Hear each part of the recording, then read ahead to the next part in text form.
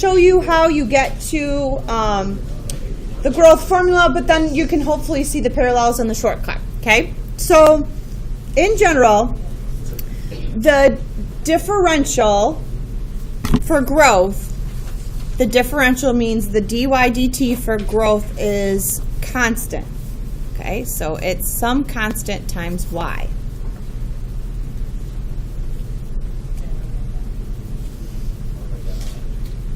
So if I said it's growing by, the population is growing by a constant 2%, that's what I mean, okay?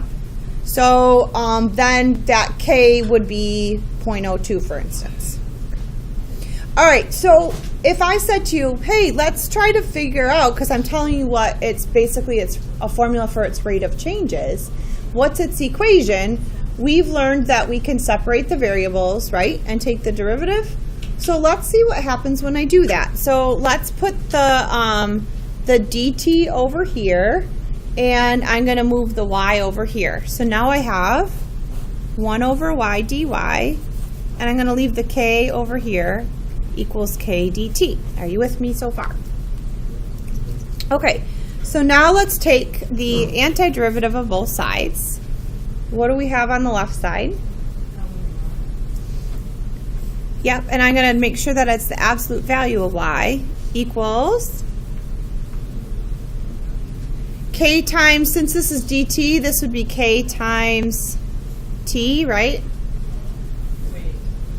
Oh, constant. Some constant. Oh, okay. Okay. Yeah. I was confused. And then what else do I need? Plus C. Plus c. Yes. Okay.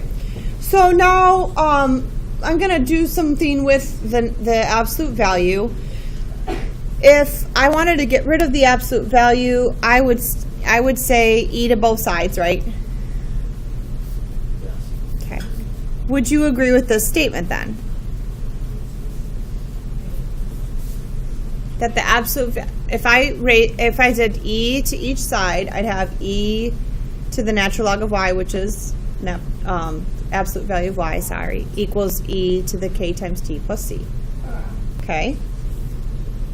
Now, let's rewrite this as e to the k times t times e to the c.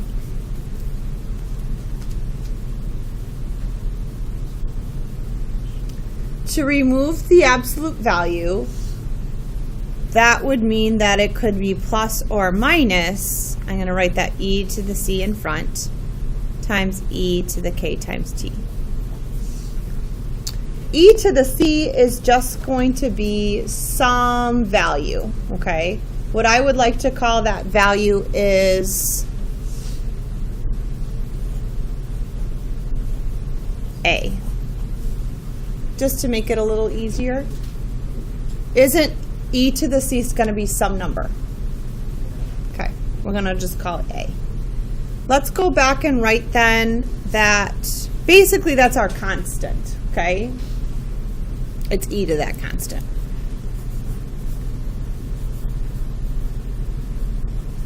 What I have now is an exponential function. Bless you. And what I'm going to call this a, what we know about exponential functions is this a is its initial value. So instead of big A, what I'm going to call it is y equals y sub 0 e to the k times t. A y sub 0 is another, if you remember back to exponential functions in general, from before, f of x equals a times b to the x. This is the initial value. So if something is written in that way, I know that that number in front has to be our initial value. So I'm going to just rewrite it as y sub 0 times e to the k times t. And y sub 0 would mean y's value when t is 0. All right, so I want you to notice where the k was. Right? Where is it now? up there. So what we can do is, could we do this every time? Sure, but if you know what this is, you can go right to its exponential formula. By using the fact we know that this is going to be the initial condition, this is always going to be E, this is going to be the K, which is the same K that we saw there, and that's going to be T. All right, this is if it's growth, meaning that K is greater than 0. If it's decay, then K would just be negative. Decay is the same thing, but K is less than 0.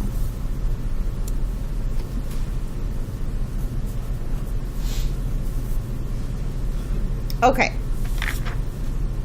So that's the law for exponential change. That's where it comes